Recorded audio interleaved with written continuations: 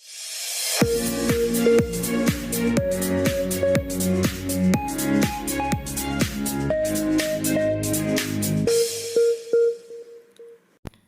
everybody, and welcome to this new episode of the MACE Podcast. I'm your host, Marco Macente, and I'm so excited to be here with you today. Today, I'm so proud to welcome a new guest from the United States, Jim Marlin. Jim is a nationally recognized turnaround and growth strategist, best known as the International Turnaround Guru. As the founder and CEO of ACM Capital Partners, Jim specializes in helping companies navigate operational and financial distress, unlock hidden value, and return to profitability. With decades of experience, Jim has successfully led complex restructurings and growth transformation. His creative, hands-on approach and decisive leadership have made him a trusted advisor to private equity firms, lenders, and business owners seeking to stabilize and scale their companies. Jim brings clarity to chaos, bridging the gap between vision and execution with a sharp strategic lens and deep financial acumen. His expertise is on corporate turnarounds, crisis management, growth strategy, private equity, and lender engagement. We're going to talk about leadership styles, and leadership approaches, especially in these critical days, in these new days, and this new workplace. And of course, we're going to deep dive how strategic partnership can make the difference in every industry. Please stay tuned and enjoy our conversation. Hi, Jim. Hello. Welcome to the MACE Podcast. How are Marco, you? how are you? Good, good. Great. I'm very well, and I'm so excited to have you, Jim, joining from the MACE Podcast. Are you tuning in from the United States? Is that I correct? am. I Great. am. I'm very proud to have international speakers, international guests like you that can share the experience and can share insights with our audience. So I'm very proud of that, and I'm so happy that the MACE Podcast is more than ever international. So thanks a lot for your time and for joining me in the MACE Podcast, Jim. No, it's my pleasure. So, Jim, I've already shared with the audience a little bit of your experience, a little bit of your background. You are a leader with a seasoned experience in people and team management, and you lead in your personal and professional lives many challenges that allowed you to show up as a true leader, adapting your leadership style and approach consistently. So, my first question for you, speaking about this time, which are challenging, of course.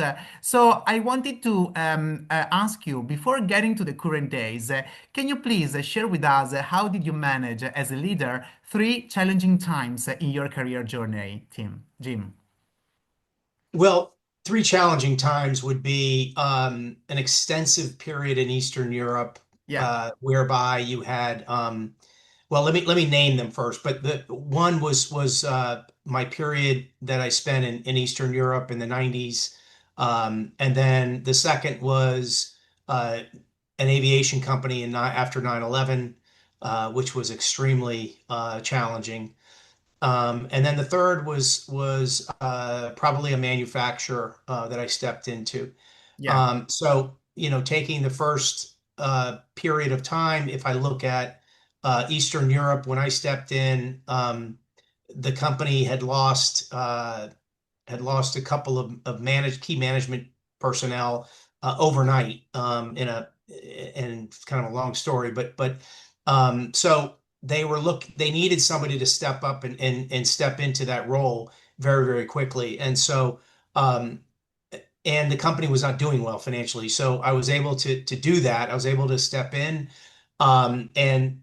and really, the best thing, the greatest thing that you can do in a situation like that is to restore calm, is to restore confidence in your team, and to let them know through your actions that you've got this. You got this. We're good. Don't worry.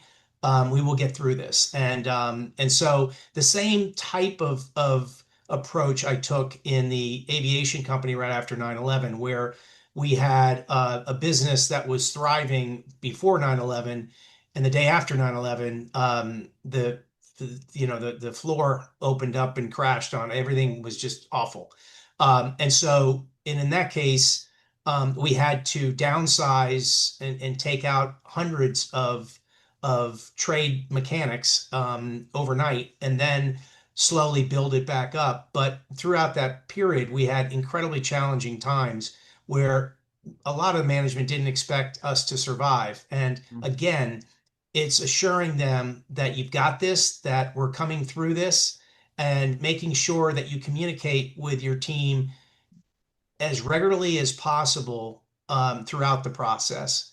And lastly, with the manufacturing company, they had lost their CEO, they had lost their CFO, they had hit a really downturn in the industry, and so it was important in that case to bring in new leadership. I stepped in as the CEO, and we restored confidence in the team, and rebuilt the revenue base, and the company, I'm proud to say, is thriving today. Yeah, thanks a lot for sharing such a kind of challenging times, and thanks a lot also to for highlighting which were the approaches right and the actions that you took as a leader in order to or communicate better, or improve the communication, or improve the morale right that the team had at the time. So from what you have said, I think that constantly you were able to show up. So can we say that showing up is something that is pivotal for a leader to be seen as a leader? What do you think? Oh, for sure. And it showing up has so many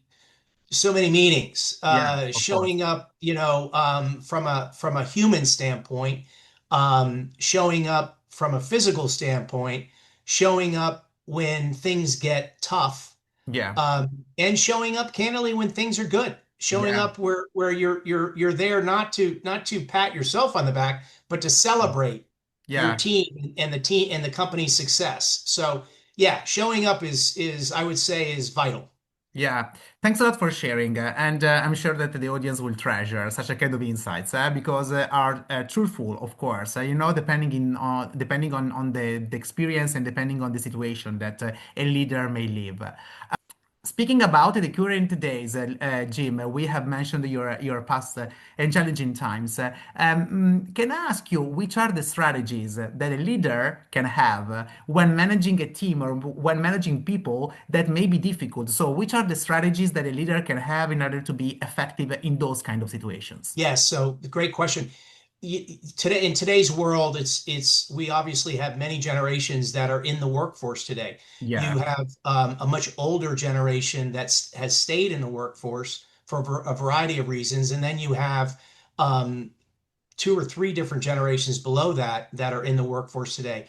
The youngest generation is one that is challenging in the way that they approach work or feel like they should approach work. yeah, And what I mean by that is I've come across new hires, or I tried to have new hires, and thought we were at the finish line with them, only to be told by them that they need to work from home exclusively, yeah, right? And so it's really challenging in situations like that, because I am a big believer in having people in an office, because it's through that you build relationships and build a camaraderie that you need for a company. yeah, So when everybody is remote, and you have these conference calls and the like, it's just not the same. And I yeah, don't believe it's effective. And I know I sound old and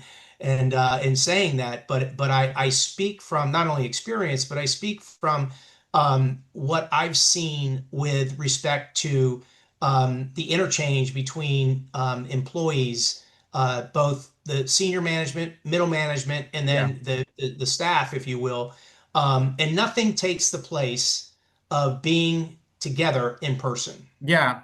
So thanks a lot for sharing, and that's pretty the trend, right? That we are seeing. Big companies, multinational companies, are calling back the employees to the offices, right? Because they believe in those kind of relationships that, of course, you are just mentioning. So I see these through the lines. So I think that this is something that is accepted as well, by the big companies right now that have the offices and they want to use them in a way that are effective from a relationship perspective. when working, with others and when building those relationships across the teams and among the people. Speaking about relationships, let's move on because I'm very curious to get your point on strategic relationship, but with partners, meaning a strategic partnership. The business is pretty crazy right now in many industries. So can you tell me how a leader is able to build a strategic partnership and leverage those partnership in order to ensure growth and revenue and success from a company standpoint? Sure. So those are big words, and I, it's not a criticism, but they're just there's broad meanings Yeah. to those words, and so when you're talking about strategic partners, I think one of the mistakes that I come across oftentimes in businesses is they Yeah. don't view a particular group as a partner, as a true partner. And a case in point is vendors. Hmm. Um, Yeah. I've seen over the years, and I was guilty of this early on in my career as well. You feel like you've got to beat up your vendor and get the cheapest price possible from your vendor, and feel like that's a win if you achieve that. Well, in reality, it's not a win because you're hurting that vendor. Yeah. And as soon as that vendor can move to somebody else that's going to give them a better profit on what their goods or services, Yeah. then you're going to either lose that relationship or the relationship will be not what you hoped it would be. Yeah. So strategic partners to me means your customer base, of course. It means your investors. It means your lenders. It Yeah. means your suppliers. Yeah. It means government agencies if you're being if you're being monitored by an agency like an FAA, let's say. So those partnerships are key, Yeah. and they all need to be aligned with the business. They need to all be aligned with the strategy and aligned with the direction of the company. Yeah, thanks a lot for specifying that, and I totally agree with you, right? Sometimes when we target a specific vendor, sometimes companies, don't recognize correctly what is a vendor, what is a partner, and which is the right relationship that there is the need to have behind, right? So I completely agree with you, and I see these mistakes sometimes happening, here and there. So it depends on the level of the partnership, but it depends also on what you need to share with the vendor or with the partner, and on your goal that has to be shared as well. So I completely agree with you, and thanks for sharing those kind of insights, Of Jim. course.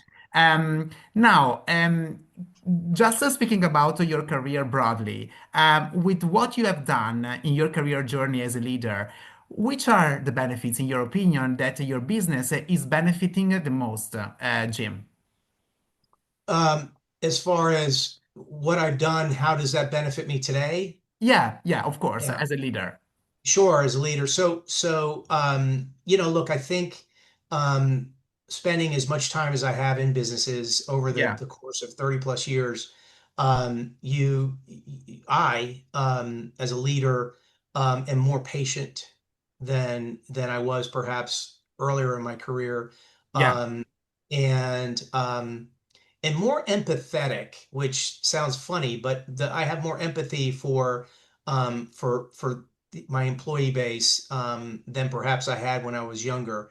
yeah. And I like that part of me much better because I think the human condition and the human spirit can be improved and can be enhanced when you bring those traits to the party. Yeah, thanks a lot for sharing, and it's great to see that you are not just mentioning, the business side, but the human side, of course, is there, right? Because a leader has to be complete, right? Also from a human perspective, in order to be seen as a leader. So I like this point.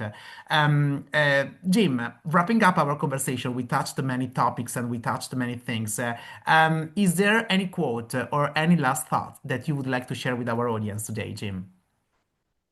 Uh, there is, I have several quotes, Yeah, and I